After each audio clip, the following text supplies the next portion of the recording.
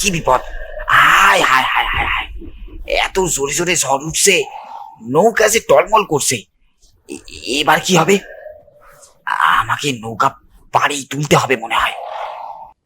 না না না, এই আপনি কি বলছেন? এ হতে পারে না। ও ও ঠিক চলে আসবে, ও ঠিক চলে আসবে। মা, আমাকে ছেড়ে যেও না মা। বাবা চলে গেছে, তুমি চলে গেলে আমি কি করে থাকবো? আমি এখন কি কি রান্না করব? বাজার না করে আনলে তো রান্না বসাতেই পারবো না।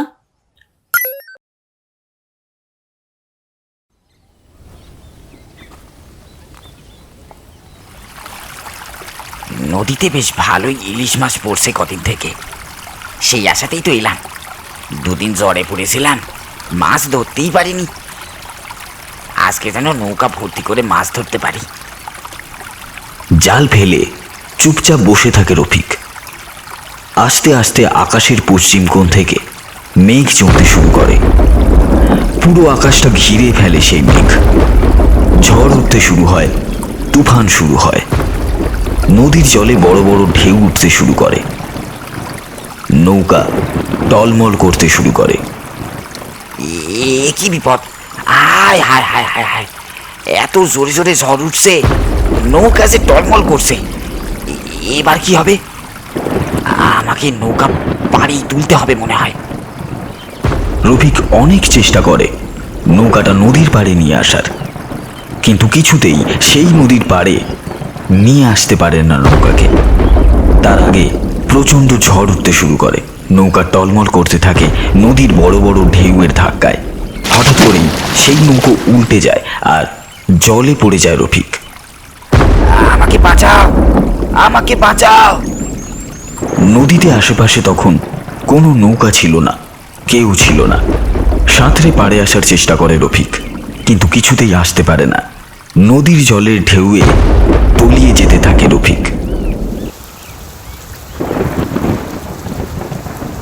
তোর বাবাকে কত বারণ করলাম, আজকে মাছ ধরতে যেতে হবে না। লোকটা শুনলই না। বড্ড চিন্তা হচ্ছে। বাবা বলল তো নদীতে অনেক মাছ পড়ছে, সব মাছ ধরে নিয়ে আসবে। মাছ বিক্রি করে অনেক টাকা পাবে। আমিও জানি, কিন্তু এত ঝড় বৃষ্টির মধ্যে নদীতে যে বড় বিপদ হয়। হে উপরওয়ালা, যেন মানুষটাকে আমার কাছে ঠিকভাবে পাঠিয়ে দেন। চল মা, ভাত খেয়ে ঘুমিয়ে পড়। শুধু ভাত খেতে ভালো লাগে না, আমি মাছ দিয়ে ভাত খাবো। বাবা মাছ ধরে আনলে তোকে মাছ দিয়ে গরম গরম ভাত দেবো। এখন যা রান্না হয়েছে, মিতু খেয়ে নে মা। মায়ের কথা শুনে বাচ্চা মেয়েটা লক্ষ্মীর মতো খেতে বসে পড়ে। খেয়ে দিয়ে ঘুমিয়ে পড়ে, কিন্তু সারা রাত সোফিয়া ঘরের মধ্যে পায়চারি করতে থাকে। কিছুতেই ঘুম আসে না তার। চিন্তা করতে থাকে রফিককে নিয়ে। লোকটার যেন কোনো বিপদ না হয়।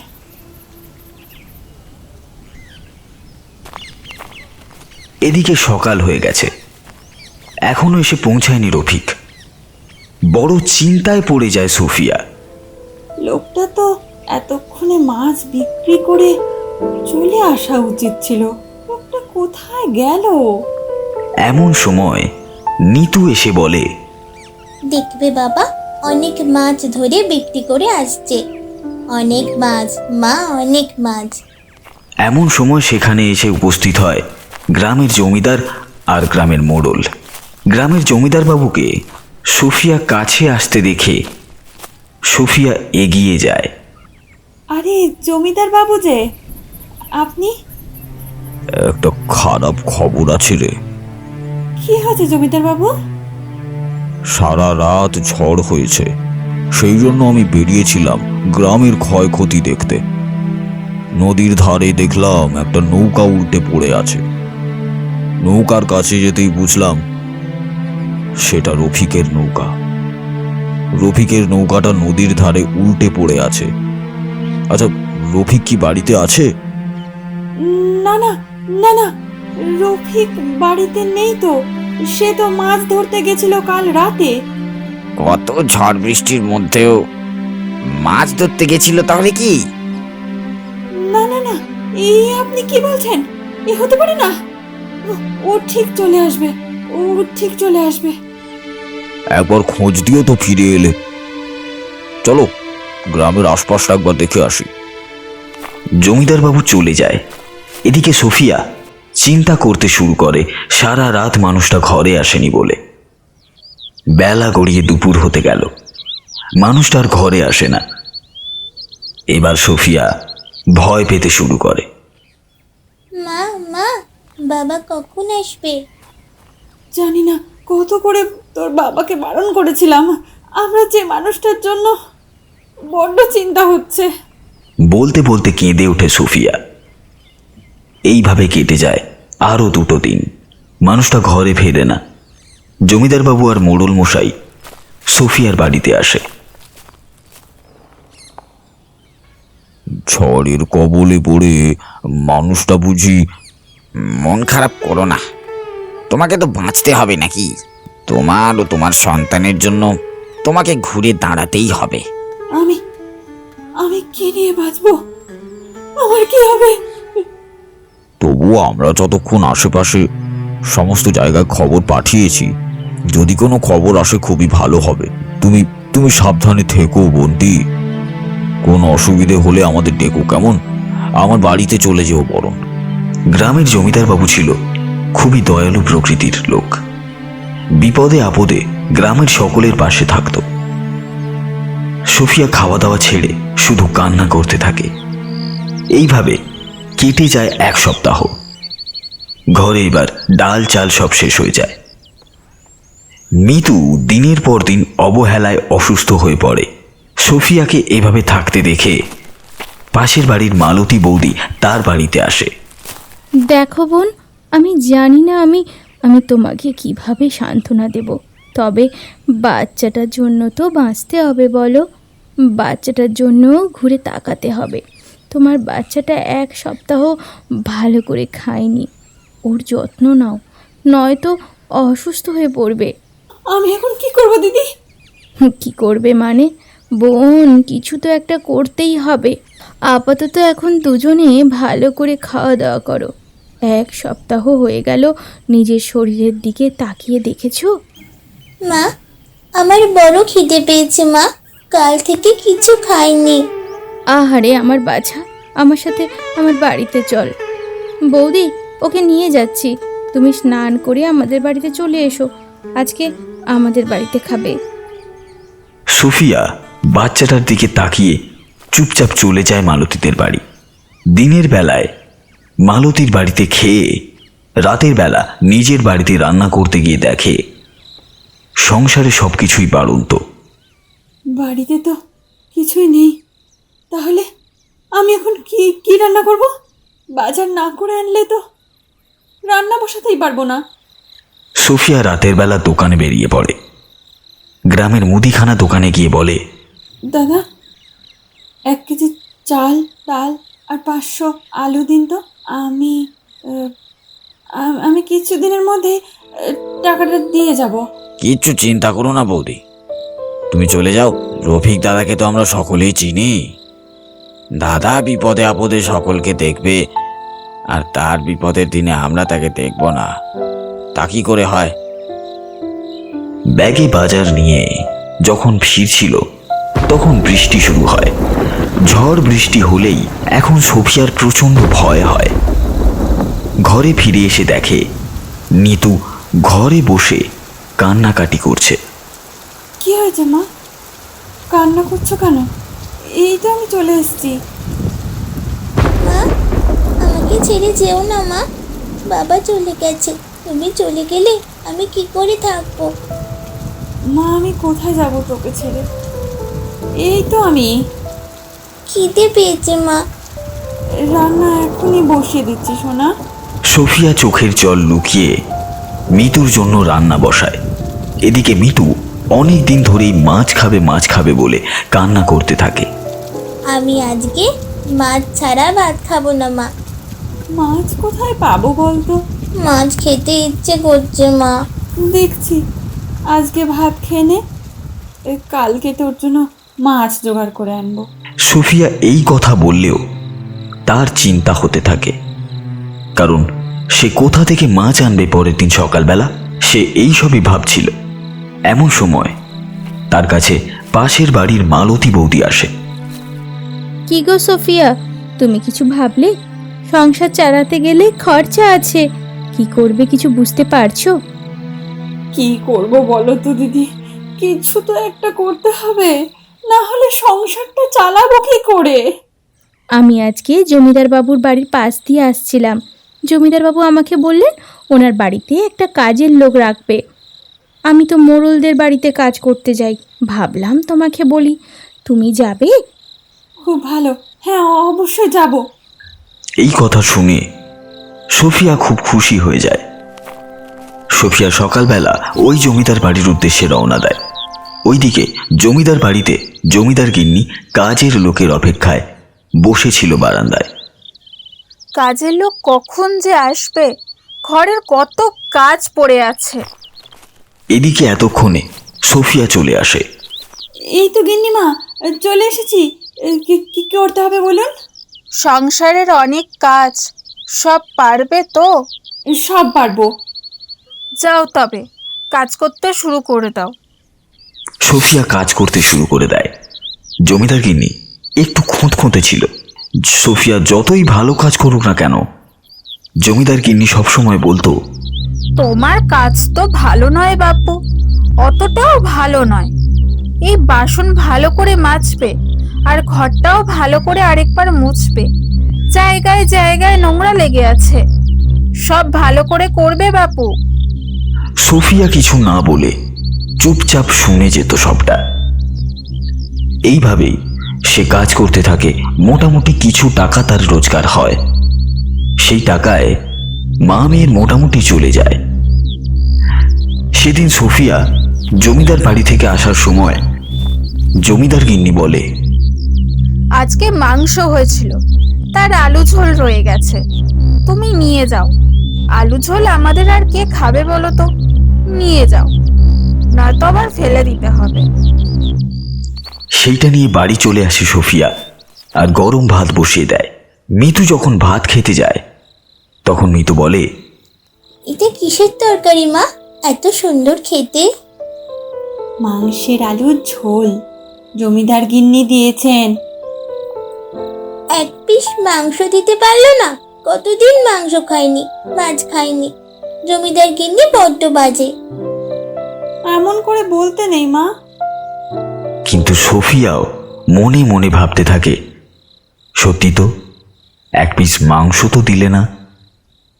এই মেয়েটা তো খেত, কিন্তু কি আর করা যাবে। সেদিন সকাল থেকে বৃষ্টি শুরু হয়েছে, কাজে যেতে দেরি হয়ে গেল তার। জমিদার গিন্নি কাজে যেতেই সোফিয়াকে বলে, এত দেরি করলে হবে না, বুঝেছ? তাড়াতাড়ি কাজে আসতে হবে। আজকে আবার বৃষ্টি হচ্ছে। খিচুড়ি করো, ইলিশ মাছ ভাজো, বেগুনি ভাজো, ডিমের তরকারি করবে, তার সাথে একটু কাটা চচ্চড়িও করো, বেশ ভালো খেতে লাগে। সোফিয়া একের পর এক রান্না করে যায়। দুপুর হয়ে গেলে তার রান্না শেষ হয়। গিন্নিমা আসতেই সে গিন্নিমাকে বলে, আমাকে একটু কাটা চচ্চড়ি আর একটা ছোট্ট দেখে অর্ধেকটা ইলিশ মাছের টুকরো দেবেন। আমার মেয়েটা অনেক দিন ধরে মাছ খায়নি, মাংস খায়নি, বড্ড মাছ খেতে চেয়েছিল। আপনি তো সব জানেন গিন্নিমা। ইলিশ মাছ খাবে? কত শখ! বাজারে কি মাছ কিনতে টাকা লাগে? টাকা তো লাগে না। ইলিশ মাছের বাজারে কত দাম জানো? এমন সময় সেখানে জমিদার বাবু প্রবেশ করেন। জমিদার বাবু বললেন, কি হয়েছে কি? একটা বাচ্চা মেয়ের জন্য তোমরা এমনভাবে বলছো কেন? মানবিকতা কি হারিয়ে গেছে তোমার? এসব কি বলছো গিন্নি? সোফিয়া বোনটি, তুমি রোজ তোমার বাচ্চার জন্য খাবার নিয়ে যাবে, কেমন? আমি তোমায় আদেশ দিলাম। দয়া করছো? দয়া? অতিরিক্ত দয়া কখনোই ভালো নয়, বুঝেছো? এই আমি বলে দিচ্ছি, কবে মাথায় উঠে নাচবে তার নেই ঠিক। জমিদার গিন্নি রাগ দেখিয়ে চলে যায়। জমিদার বাবু সোফিয়ার কাছে এসে বলে, তুমি গিন্নিমার কথায় কিছু মনে করো না। তুমি তোমার বাচ্চার জন্য মাছ নিয়ে যেও, ডিমও নিয়ে যেও, বুঝেছো? জমিদার বাবু এই কথা বলে চলে গেলেন, কিন্তু সোফিয়া কিছুই নিতে পারল না। এত কিছু শোনার পর সে কি করে তার বাচ্চার জন্য খাবার নেবে? সে বাড়ি ফিরে আসে। নদীর পাশ দিয়ে যখন বাড়ি ফিরছিল, তখন নদীর ধারে তাদের ভাঙা উল্টানো নৌকোটা দেখে মনে করতে থাকে, নৌকাটা যদি সারাতে পারতাম তাহলে মাছ ধরতে পারতাম, অপরের দয়ায় বাঁচার থেকে কিছু করে বাঁচতাম। সোফিয়া এই সব কথা ভাবতে থাকে, কিন্তু একার পক্ষে এই নৌকোটা সরানো তার কঠিন হয়ে যায়। সোফিয়া সেদিন ঘরে এসে বিকালে বসে থাকে। এমন সময় মালতী বৌদি সেখানে আসে। কিরে, মন খারাপ কেন তোর? আর বলো না তুমি, আমি চাইছি একটা নৌকো কিনতে, নদীতে মাছ ধরতে যাব, বেশ ভালো হবে। আমারও ইচ্ছা জানিস, আমার বরেরও ইচ্ছা, কিন্তু নৌকার যা দাম একা কিনে উঠতে পারবো না। আমাদের ভাঙা নৌকোটা যদি মেরামত করা যেত তাহলে বেশ ভালো হতো। এটা তো করাই যায়, আমরা দুজনে মিলেই তো করতে পারি। সোফিয়া একটা আশার আলো দেখতে থাকে।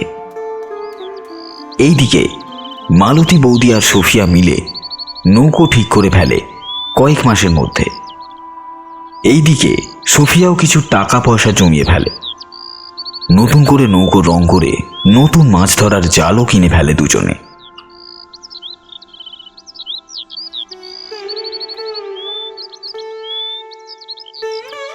আজ বিকেলে মাছ ধরতে যাব। আজ থেকে নতুনভাবে বাঁচার পথ দেখব।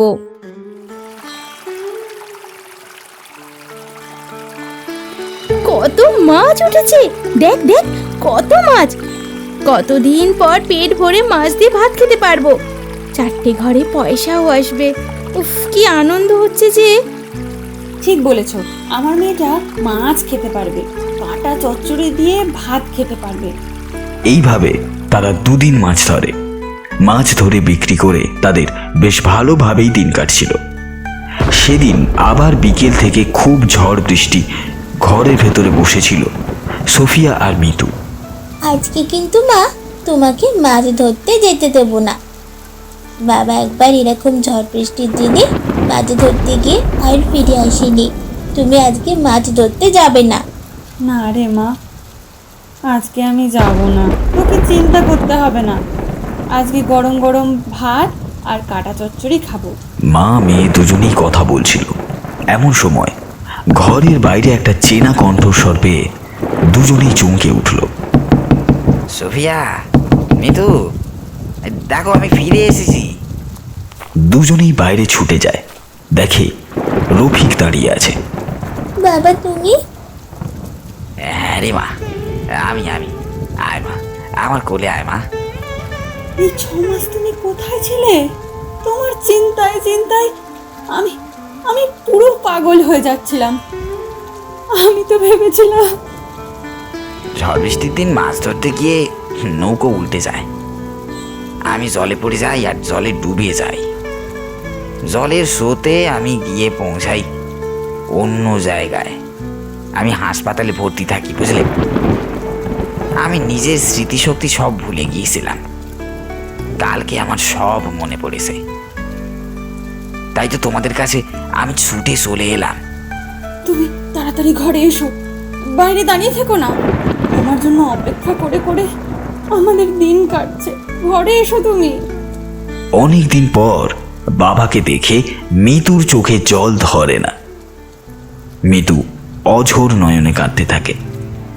বাবা তুমি আর আমাকে ছেড়ে যাবে না তো? না না মা, কাঁদে না। সোফিয়া, অনেকদিন তোমার হাতের রান্না খাইনি, বড্ড খিদে পেয়েছে। কিছু দাও, আমি খাই, খুব খিদে পেয়েছে আমার। হ্যাঁ, আজকে তো গরম গরম ভাত, কাঁটা চচ্চড়ি আর ইলিশ মাছ ভাজা হয়েছে। বাবারে, এত কিছু কি করে? সে অনেক বড় গল্প, পরে বলবো। আগে চলো গরম ভাত খেয়ে নিই। তিনজনে বসে ভাত খেতে থাকে। এইভাবেই আবারও সোফিয়ার ঘরে সুখ শান্তি ফিরে আসে। এই জন্যই বলে ভরসা রাখতে হয়, একদিন না একদিন সব ঠিক হয়ে যাবে।